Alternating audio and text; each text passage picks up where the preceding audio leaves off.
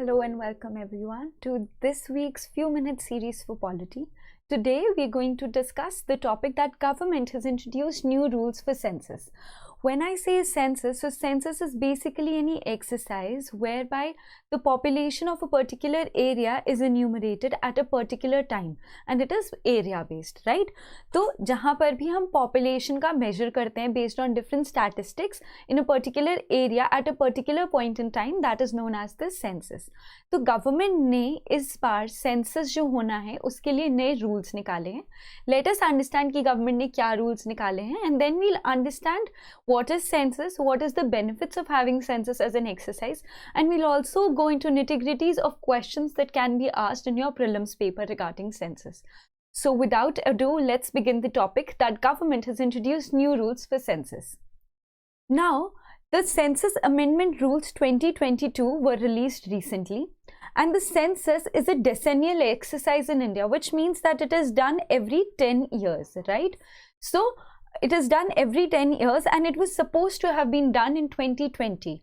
However, due to COVID-19 pandemic hitting the country, the exercise had to be postponed indefinitely. Now the exercise is going to be conducted again, and before the exercise was to be conducted, government has introduced certain changes. So what are the changes that government has introduced? So the first change that government has brought about this time is that it has amended the census rules 1990. जो census rules 1990 हैं उन्हीं के basis पर उनमें जो standard operating procedures दिए गए हैं उसी के हिसाब से सेंसस कंडक्ट होता है और उसमें गवर्नमेंट ने चेंजेस इंट्रोड्यूस किए हैं. So the first change that the government has introduced is that it has allowed details to be captured and stored in electronic format. तो अब तक जितना भी डिटेल होता है regarding the population and other questions that the census has, it is stored only in the paper format. So the first time, all the information would also be stored in the electronic format. And also, it has allowed enabling self-enumeration by respondents. Respondents मतलब होते हैं वो लोग जिन्होंने census भरना है. And self-enumeration का मतलब ये होता है that as aware citizens, I can use the website or I can go through a mobile app, download the questions of the census, answer those questions and then send them back again on the website uploading or through mobile app का uploading. Right.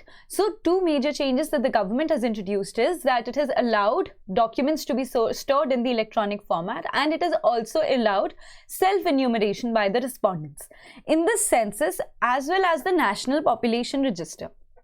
तो census तो हमें समझ में आता है. Then what is the National Population Register? So see, National Population Register is a register of the usual residents of the country. यहाँ भी you have to understand that NPR जो है it is not a citizenship का directory कि कितने जो है India के citizenship हैं उनका register ये नहीं है. ये usual residents का register है. Residents का मतलब supposedly in a particular state, even if a foreigner is there or if you've shifted to a particular state from another state and you have stayed there for at least 6 months or you're about to stay there, like abhi you've come 2 months ago and you're about to stay there for another 6 months, so even your entry will be made in the NPR. So you understand the concept of NPR is basically a register of the usual residents of the country, right? So moving forward, I told you कि government ने census में changes किए हैं. Census में पहला change ये था कि data will be stored in electronic format and the other changes that it will enable self enumeration by the respondents. So यहाँ पे हम बस ये बता रहे हैं कि it is the first time that you know such data will be stored in the digital mode and through paper schedules also. Understood. Now let's move forward. The other change the government has introduced is that जब भी census conduct करवाया जाता है तो census का population को awareness दिलवाया जाता है that the census is being conducted. Now earlier that mode of propaganda was through radio, audio visuals and posters. But now print media, the electronic media as well as the social media channels have also been added to the list of modes of propagation for the exercise. I hope I've made myself clear regarding the changes. Now let's move forward that today itself the parliamentary committee submitted its 238th report which was on the census. तो जानते हैं कि committee ने क्या-क्या guidelines दिए हैं. Now, what are the recommendations that the committee has given? So, the committee has presented its report to the parliament with two basic changes. So, the committee has recommended constituting a separate expert group by the Registrar General of India, जो exercise conduct करवाते हैं census, to bring changes so that the census can enumerate socio-cultural diversity of the country. तो इनका ये कहना है कि जो सेंसस के क्वेश्चंस हैं ये बेसिकली पॉपुलेशन का बेसिक डेटा इकट्ठा करते हैं, वेराज जो सोशो कल्चरल डाइवर्सिटी है इन द पॉपुलेशन उसको हमारा सेंसस जो है वो अच्छे से अभी कैप्चर नहीं कर पा रहा. तो इन्होंने बोला है कि एक कमेटी बिठाई जाए जो कि ऐसे क्वेश्चंस डिवाइस कर सके जिससे जो है सोशो कल्चरल डाइवर्सिटी जो है हम पता कर सके थ्रू सेंसस का क्वेश्चन है, right. The other thing that it has said is that you know what has happened is even 2011 में जो एनुअल सेंसस हुआ था 10 years ago, उसका जो एनुअल रिपोर्ट था it has not come out in the public domain. So, the committee has put forward the recommendation that such a report should be put forward and you know it should be released in the public domain for the upcoming census. कि जो census इसका नहीं upload हुआ that is okay, but from upcoming census that is for the 2022 census the annual report should also be published. Right? ये छोटा सा detour था so that you can use this in your mains answer writing.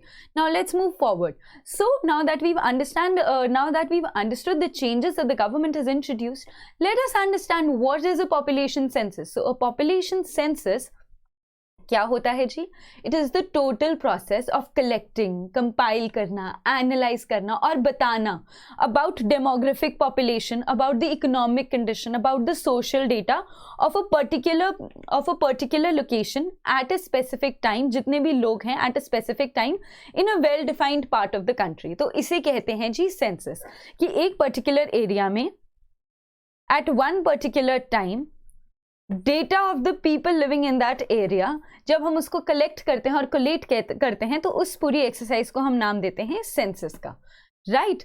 And who is responsible for the conduct of census in the country? So it is the office of the registrar general and the census commissioner under the Ministry of Home Affairs, right? So अगर आपको कभी questions में एक particular option में पूछा जाता है कि the census is conducted by Ministry of Statistics, so no, it is conducted by Ministry of Home Affairs, right? तो ऐसे trick questions होते हैं and you've got to remember it this way. Now, census जो है वो एक union subject है, वो concurrent list में नहीं है, वो union subject है. Under entry 69 of the union list जो है ये पाया जाता है. और कौन सा act है इसके लिए, कहाँ से powers आ रही है? Census Act of 1948 के द्वारा जो है सेंसस जो है कंडक्ट करवाया जाता है. और इस एक्ट का मेजर बात यह है कि सेंसस का जितना भी डेटा कलेक्ट होता है इस एक्ट के अंदर उसको कॉन्फिडेंशियलिटी प्रोवाइड की गई है एंड पेनल्टी इंपोज की गई है अगर जो वो डेटा है it is being released by the officers collecting the data. So we've understood कि government ने क्या क्या changes किए हैं. Then we've seen what a population census is, who conducts the census and what is the constitutional backing. Now let's move forward to the evolution of the census. This is very important from your prelims perspective because see census is in news. So anything related to census information can directly be formed as a question with multiple answers. तो इसीलिए जो भी trick questions हो सकते हैं we're going to see those questions in this part. So the mention of the census, do you find mention of census in the Rig Veda if UPSC asks you? तो कई बार क्या होता है हम confuse हो जाते हैं. तो yes, ऋग वेदा में एक basic crude form of census का जो है मेंशन किया गया है. Similarly Arthashastra by Kautilya, similarly under Ain-i Akbari by Akbar. So more और लेस जो है because all these rulers had to do efficient functioning, had to ensure efficient functioning. तो इसीलिए जो है कुछ form of census for taxation purposes और फॉर एनी अदर पर्पसेस जो है वैसे भी जरूरी हो जाता है. Understood? Now when I talk about census in India in the modern times, so during a span of 8 years, so 1865 से 1872 में जो है नॉन सिंक्रोनसली मतलब सिंक्रोनसली का मतलब होता है एक ही टाइम पर मल्टीपल जगह पर सेंसस होना. नॉन सिंक्रोनसली का मतलब होता है कि कभी इस जगह पर सेंसस तो कभी उस जगह पर सेंसस, बट एक प्रॉपर होमोजीनियस फॉर्मेट में सेंसस नहीं हुआ. तो 1865 में नॉन सिंक्रोनसली सेंसस का जो है स्टार्ट हो गया था करवाना और 1872 तक जो है ये एक्सरसाइज चली.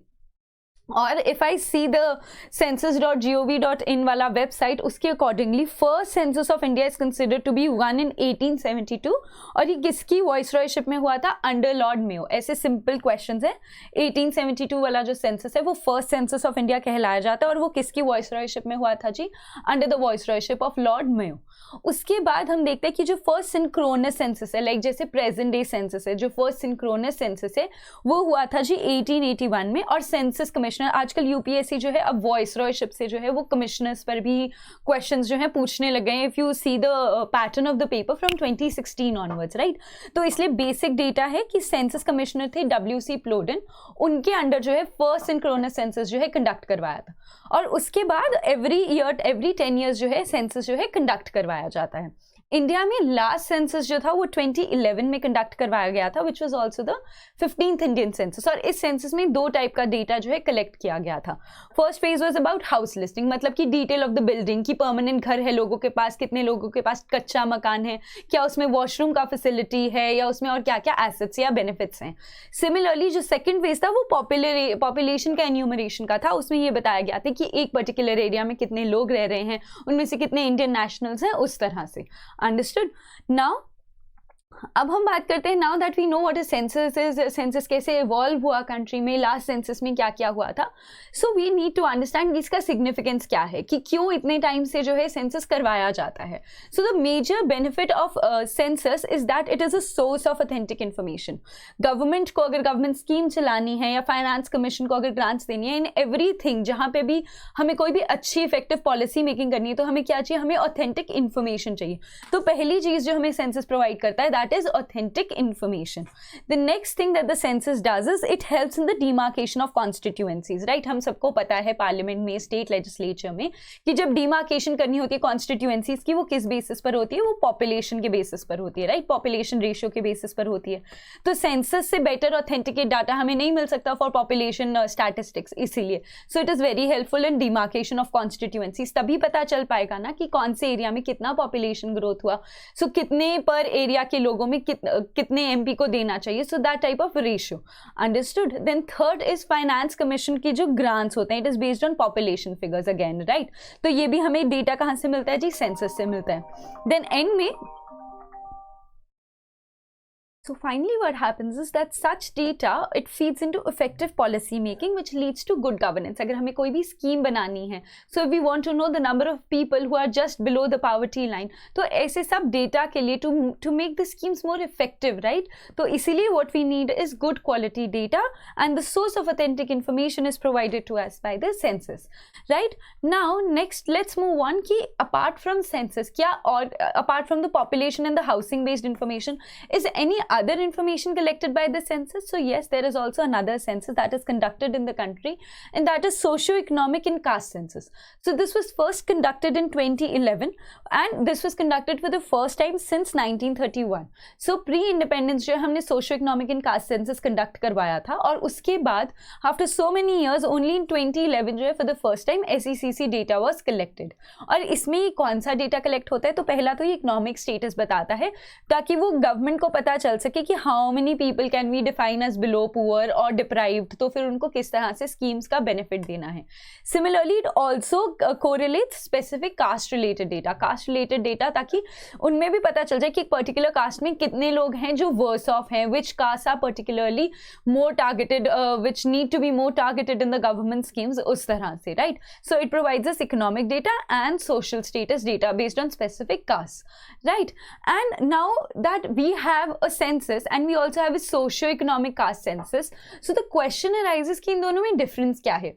तो देखो डिफरेंस ये है कि पहली बात तो कि जो सेंसस है वो ब्रॉड स्टैटिस्टिक्स बताता है, वेराज जो SECC है ये तो बेसिकली हमें बताता है कि इकोनॉमिकली वीक कौन से, और पर्टिकुलर कास्ट में भी स्पेसिफिक कौन सी कास्ट हैं जो और भी ज़्यादा जो है वल्नरेबल हैं। तो ये बेसिकली स्टेट सपोर्ट के लिए ना एक टूल है टू आइडेंटिफाई कौन से बेनिफिशरीज होने चाहिए। वेराज जो सेंसस है वो तो एक ब्रॉड स्टैटिस्टिक्स जो है हमें प्रेजेंट करता है of the Indian population. The other thing is that the census data is confidential. What I mean by confidential is that there is a penalty if the data gets leaked out by the person who's collecting the data, whereas जो data है of SECC वो तो in fact government department use करते हैं, तो वो data जो है हमेशा पब्लिक डोमेन में होता है, राइट। बहुत सारे स्कीम्स में जो है हम बेनिफिशरीज कहते हैं कि SECC की लिस्ट के अकॉर्डिंगली अगर ये कट ऑफ है तो उसके हिसाब से हम देखेंगे, तो इसका मतलब SECC की जो लिस्ट है वो है पब्लिक डोमेन के अंदर। So this is the difference. So आज की सीरीज में हमने क्विकली स्टडी किया कि गवर्नमेंट ने क्या क्या चेंजेस इंट्रोड्यूस किए हैं, right. Second we understood what is a census. Third we understood कि सेंसस कौन कंडक्ट करवाता है, वो कौन सी लिस्ट में आता है, एवोल्यूशन कैसे हुआ सेंसस का। बाद में हमने जाना कि सेंसस का क्या क्या सिग्निफिकेंस है, और उसके बाद थोड़ा सा हमने पढ़ लिया social and economic caste census के ऊपर. I hope you enjoyed the lecture. Thank you.